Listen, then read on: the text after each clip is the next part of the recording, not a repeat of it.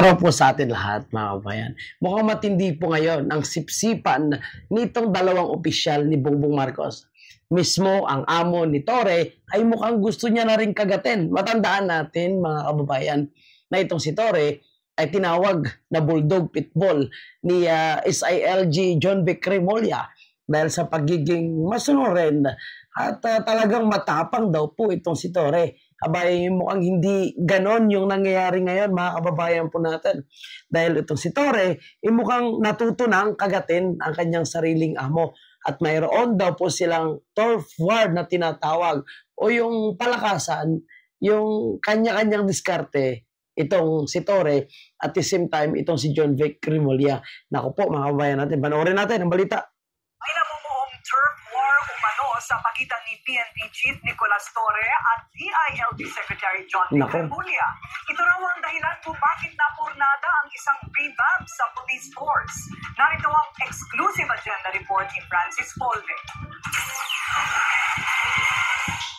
Tablado ang pinatupad na reshuffle ni PNP Chief Nicolas Torre matapos pagpalitin ng pwesto kamakailan para sa second highest position o Deputy Chief for Operation sina Lieutenant General Bernard Banac at Lieutenant General Jose Melencio Nartates Jr. Ayon sa source ng Billionaire News Channel, bunso dito ng namumuong turf war sa pagitan ni Torre at DILG Chief John Vic Remulla sa NAPOLCOM resolution. Naku po, mga kababayan natin, ayaw daw kasi pumayag nitong si John Vic Remulla na magkakaroon ng reshuffle sa PNP. Dahil sinasabi nga na nagkaroon na ng talon nung nai-promote po bilang PNP chief itong si Torre. Kaya para kay John Vic Remulla ay hindi na ito babaguhin. At yung pag-reshuffle na ginawa ni Torre, aba ibinalik sa kanya, no? At inuutusan ngayon itong si Torre na sinasabi ni John Vic Remulla na ibalik yung mga dating position, no? Kung ano po yung dati ng position at hindi niya dapat ito galawin. Ako po, mga kabayan po natin, natatawa pa naman ako sa biro nitong si Torre. Pero panoorin muna natin bago tayo mag-focus sa ating sariling komento. Panoorin muna natin itong comment ni Torre. Karakaman naman natin, hindi lang dyan sa tuklaw kundi sa iba pang mga droga, lahat na pinagbabawal na naman. Walang mabuting idudulot sa inyo yan. At itong bottom line lang dyan, wala pa akong nakitang adik na maganda at guwapo. Lahat ng adik pangit. So, lahat ng adik pangit. Okay, kayo na po bahala mag-husga sa pagmumukha ni Torre, mga kabayan po natin. Basta sabi niya, walang adik na gwapo at maganda. Lahat na adik daw po pangit. Pero balik tayo sa usapin itong turf war na namumuo sa pagitan ni Torre at ni Remulla, mga kababayan po natin.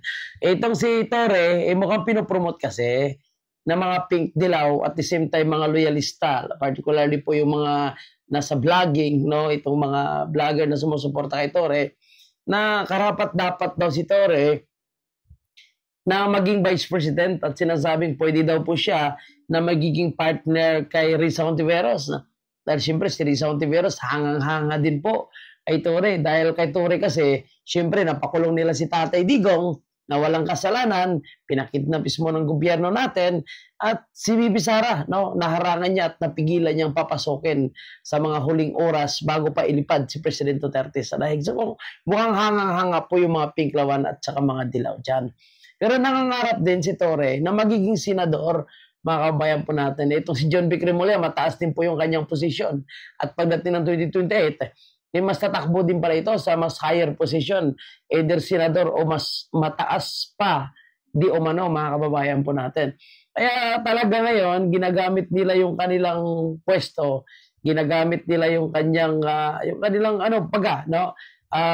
pagkakilanlan ngayon, no? Siyempre, kilala sila ngayon, ginagamit nila para kanya-kanya sila magpasikat. So, itong si John Vic Remulla, ayaw din magpasapo kay Torre. Siyempre, si Torre gusto niya ipwesto yung mga susunod na magiging PNP chief, dapat yung katropa niya. Kaya gusto niya baguhin yung ranking, mga kababayan po natin.